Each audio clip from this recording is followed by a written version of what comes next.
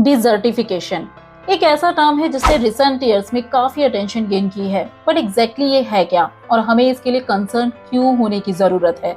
तो आज के इस वीडियो में हम एक्सप्लोर करेंगे डिजर्टिफिकेशन, उसके कॉजेस और उससे होने वाले इम्पैक्ट्स के बारे में। So let's start. डिजर्टिफिकेशन इस टर्म को फर्स्ट टाइम यूज किया गया था French ecologist and geographer Andre Aubreville के द्वारा 1949 में। डेजर्ट एक ऐसे रीजन को कहा जाता है जहाँ की कंडीशन एक्सट्रीमली ड्राई होती है, और ऐसा होने का रीजन होता है लो प्रेसिपिटेशन या लिमिटेड वाटर की अवेलेबिलिटी होना। ऐसे रीजन में बहुत कम वेजिटेशन पाई जाती है, और रीजन हम सबको पता है, बिकॉज ऑफ लेस रेनफॉल। और यहाँ की क्लाइमेटिक कंडीशन भी काफी ज्यादा हार्श होती है। अब अगर टर्म डिजर्टिफिकेशन की बात करें तो इस टर्म का ओरिजिन डिजर्ट से हुआ है। बेसिकली ये एक ऐसा प्रोसेस है जिसमें एक fertile land desert like condition में टर्न हो जाती है, यानी एक उपजाऊ जमीन का बंजर में बदल जाना। ऐसा ज्यादातर एरिड और सेमी एरिड रीजन्स में होता है। मींस आज जिस लैंड पर क्रॉप्स ग्रो की जा रही हैं, उसका आने वाले टाइम पर डेजर्ट में बदल जाना। फॉर एग्जांपल इंडिया, जहां पॉपुलेशन का एक बड़ा हिस्सा एग्रीकल्चरल एक्टिविटीज में इन्वॉल्व है, और इसीलिए लैंड रिसोर्सेज पर प्रेशर बहुत ज्यादा है, और यही प्रेशर डिजर्टिफिकेशन की तरफ ले जाता है।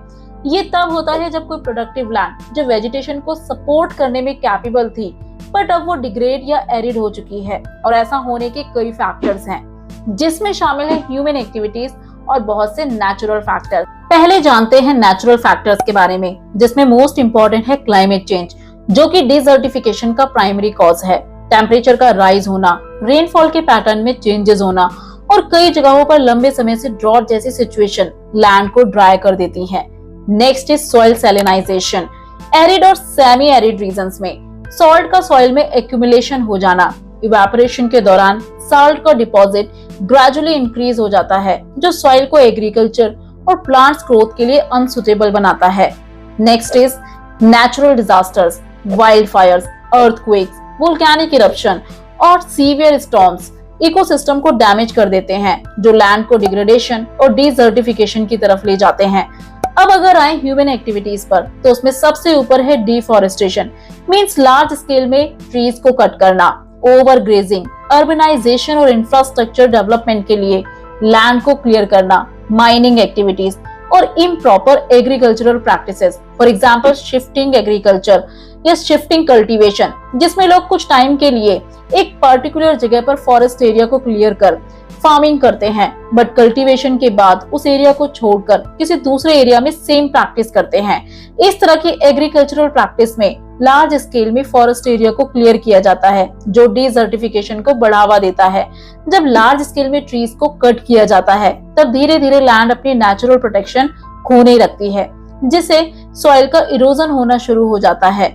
मीन सॉइल की टॉप लेयर का रिमूव होना। मेनली यही वो लेयर होती है जो सबसे ज्यादा फर्टाइल होती है। ट्रीज और प्लांट्स की रूट सॉइल की इस लेयर को होल्ड करके रखते हैं, बट ट्रीज के कट हो जाने पर सॉइल की ये टॉप लेयर लूज होने लगती है।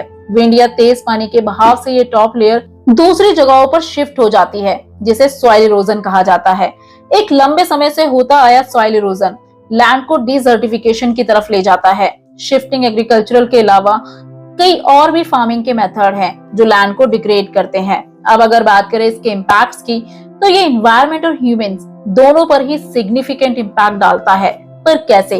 जब कोई भी फर्टाइल लैंड डेजर्ट में कन्वर्ट होती है, तो वहां पर रहने वाले एनिमल्स की स्पीसीज धीरे धीरे लॉस्ट होने लगती है। इन शॉर्ट, बायोडायवर्सिटी रिड्यूस होने लगती है।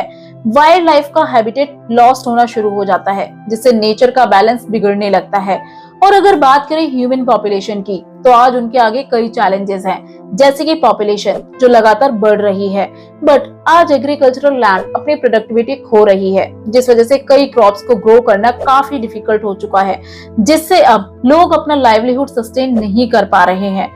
और इसका रिजल्ट है माइग्रेशन। अब लोग बेहतर लिविंग कंडीशन की तलाश में लार्ज स्केल में दूसरी जगहों पर माइग्रेट होने लगे हैं, जो हमें सोशल और इकोनॉमिक इंस्टेबिलिटी की तरफ ले जाता है। क्या हमारे पास डिजर्टिफिकेशन का कोई बड़ा एग्जाम्पल है?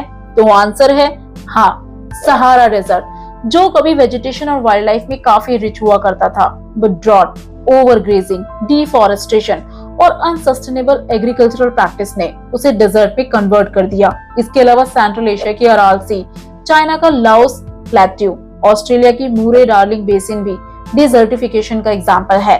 But what about India? India में आज ऐसे कई स्टेट्स हैं जो इस प्रोसेस से गुजर रहे हैं, जैसे कि राजस्थान, गुजरात, हरियाणा, पंजाब, महाराष्ट्र, तेलंगाना और आंध्र प्रदेश। इसके अलावा और भी कई स्टेट्स हैं।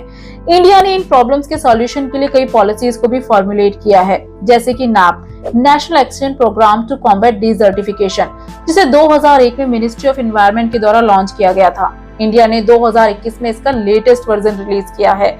बट ये एक ग्लोबल इशू है और इसीलिए प्रॉब्लम को मिलकर सॉल्व करना ज्यादा अच्छा है। Thank you for watching and don't forget to like, share and subscribe to our channel.